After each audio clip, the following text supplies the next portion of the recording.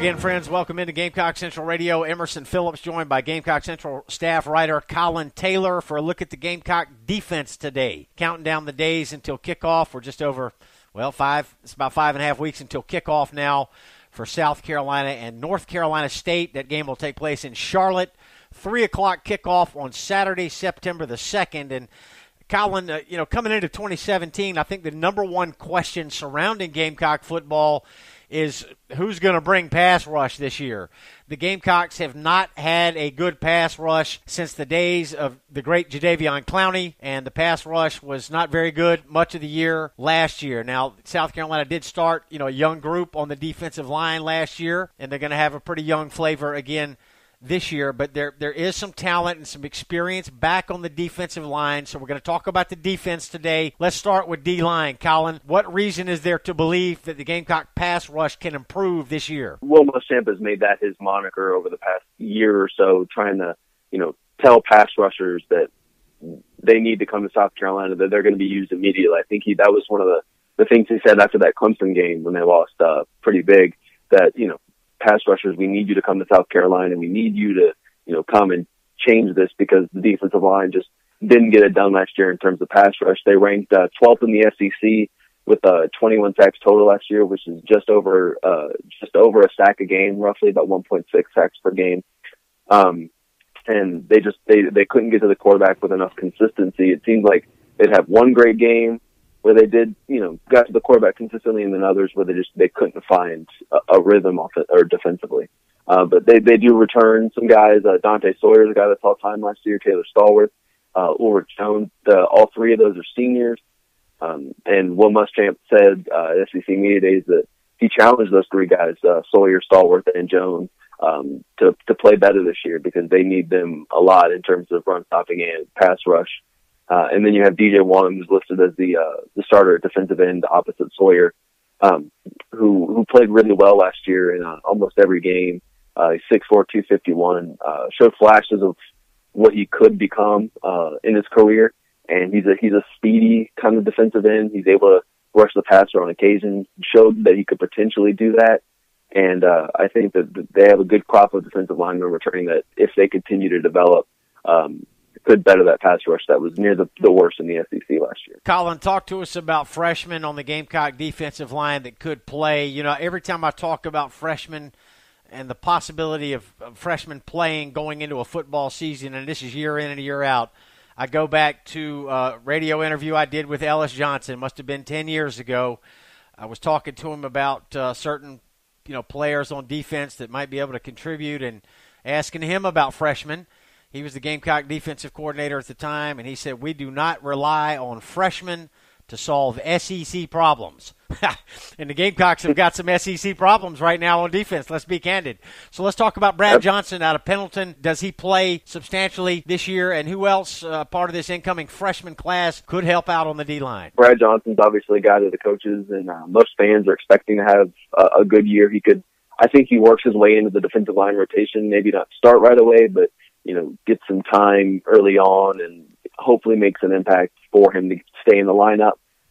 He's a guy that I think the coaches have high hopes for. Was really, really highly touted coming out of high school. And he's just a really good, from every indication, a really, really good football player, really, really physical, enjoys playing the game, which Muschamp talks about as, someone that's the guy he likes, the guy that's not afraid of contact, the guy that wants to go out there and play. Was a 3-star kid, 3-star recruit coming out of high school, in-state product, and I think that he's going to have a pretty big year. Another guy that I think is going to see some playing time, not listed on the too deep depth chart heading into preseason camp, but Javon Kinlaw. He's not necessarily a freshman; he's a junior college transfer coming in, but was originally committed to South Carolina out of high school. Came to South Carolina through junior college.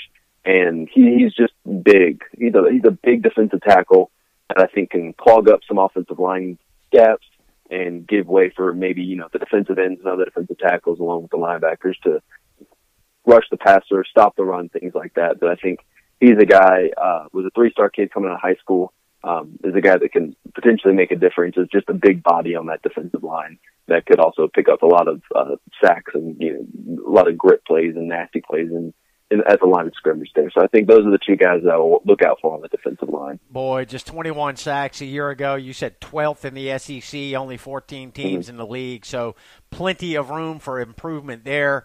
Collyn, how much of it is scheme and how much of it is just finding more disruptive forces on the defensive line? I think a lot of it has to do with bringing in the talent that really fits Will Muschamp and, T-Rob's defensive scheme, that they want guys that are going to be athletic enough to rush the passer and make plays in the open field in terms of screen plays and whatnot.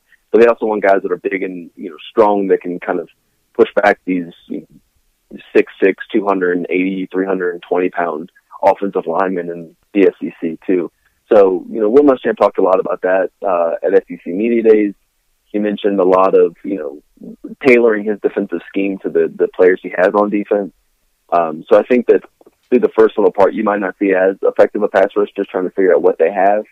But I think a lot of it has to do with talent and finding the players that are going to fit maybe, his scheme better in terms of what he wants to do defensively. Collyn, we look at the Gamecock defense, and as we're looking at the depth chart here, it seems like linebacker is probably the strength of this unit. You couple the return of Sky Moore with the return of Bryson Allen Williams, and the Gamecocks have got two terrific linebackers right there. But I have a couple of questions for you. Number one, is Sky Moore healthy? We know he's going to play, Collyn, but is there any reason to believe that he might not be able to play up to the level that he did prior to the neck injury that forced him to sit out a year ago? This is an all-SEC linebacker. We know Sky Moore can play. I would say one of the best pass coverage linebackers in the country before he was hurt.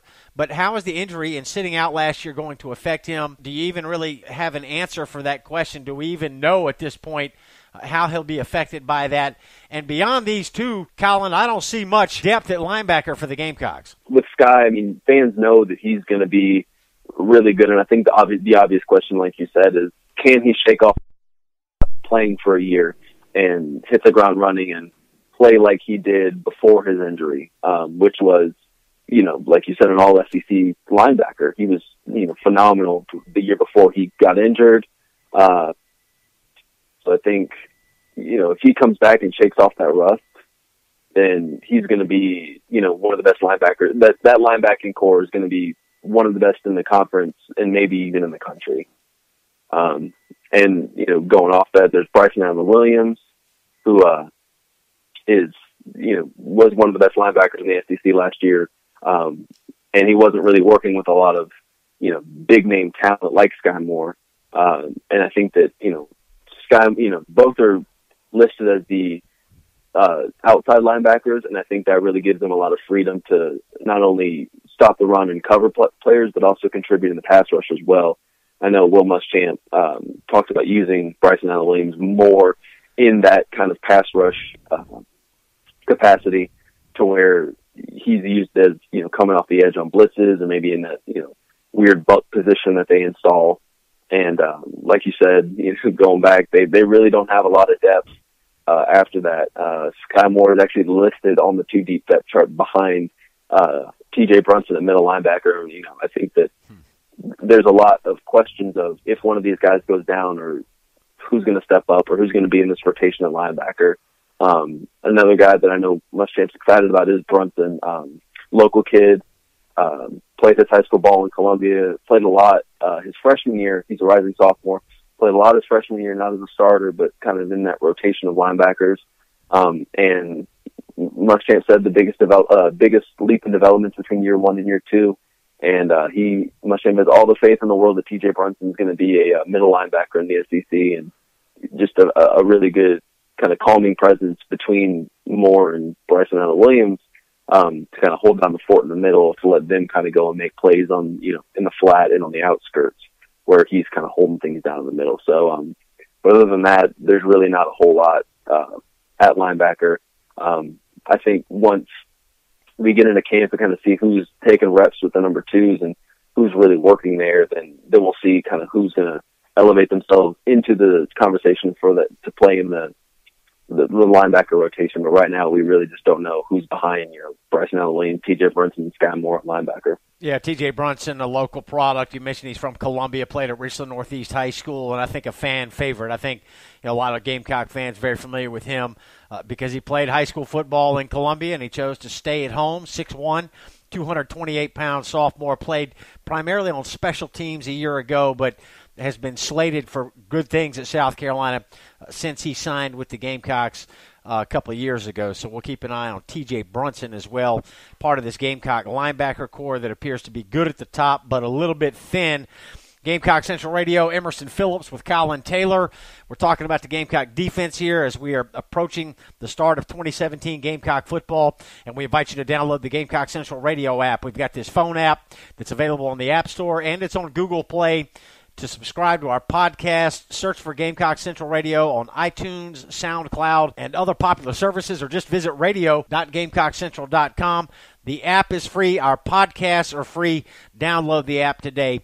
Collyn, that brings us to the secondary as we're focusing on the defense today and going down the roster here. I see Jamarcus King back this year. Chris Lamont is back.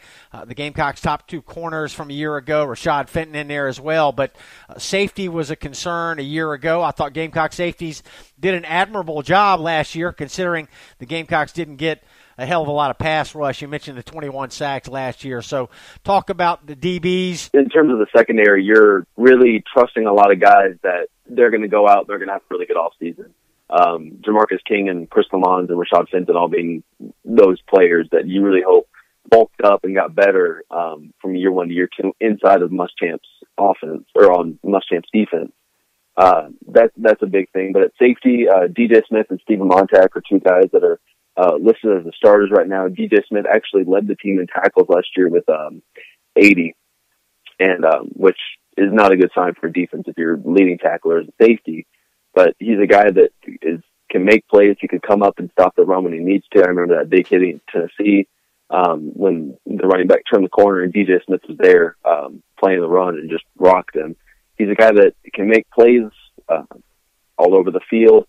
And then Montag is a guy that came in, JUCO player, and really showed signs of being somewhat good and had promise in the secondary. So I think that he's a guy that's going to start at safety, played a little bit at corner last year, but I think that he's a guy that is going to help play maybe center field for South Carolina and then let DJ Smith maybe roam around and make plays where he's needed to in that kind of free safety role.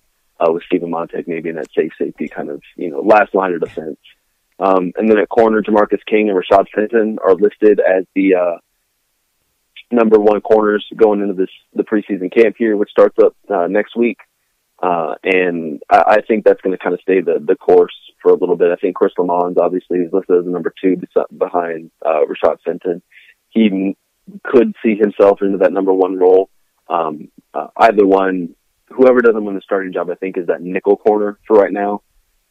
And I think that if they develop and kind of continue on this course of getting better like they were at the end of last year, then it could be a really serviceable secondary that makes plays when it needs to and kind of bends but doesn't break necessarily, which is kind of the staple of last year's defense under Muschamp.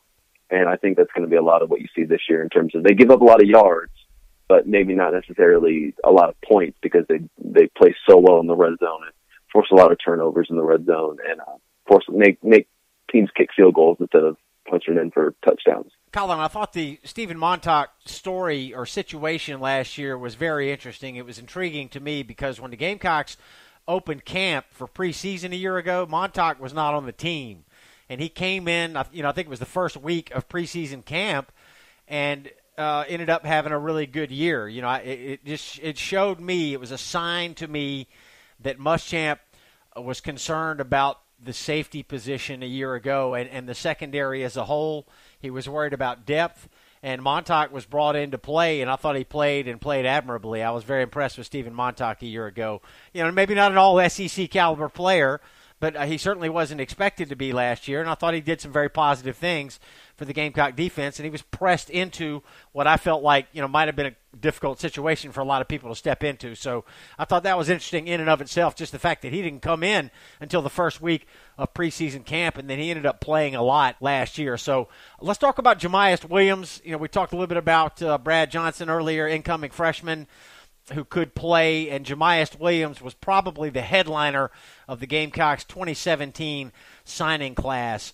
Collyn, what are the chances that he is a major contributor on defense? And I heard Wes Mitchell on 107.5 The Game, the radio station in Columbia this week, with Bill Gunter. They were talking about he could play some offense as well, and that was a surprise to me. I figured Williams is going to come in and start on defense somewhere, but they indicated that may not be the case and that his biggest role this year could be on offense. Right, and, Williams was a guy that went down to the wire in terms of picking his decision. The time between, here and Georgia was, committed to South Carolina, but, Georgia made that late push, and this was a really huge get for Will Muschamp and his defensive staff and offensive staff, because he is so versatile in terms of what he can and can't do, on the football field. I think I would agree with Wes that maybe his biggest role this year is going to come on offense and on special teams, and because he still has to learn the game defensively.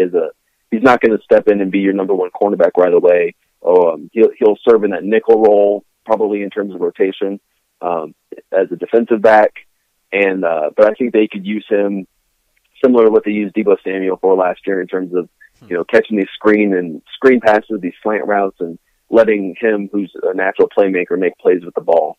And I think that he can do that, and I think if they put him back there to return punts or kickoffs, he can make a lot of electrifying plays because he is so fast and he's so hard to bring down because he's so compact in terms of size that he's a guy that could see a lot of time on offense and on special teams this year, more so than defense, because the more weapons you can put out there on offense, the easier it is for your defense too. Very interesting. Jamey Williams will certainly be one of the most watched and talked about players as we open preseason camp on July 31st. So we're looking forward to it, counting down the days until kickoff.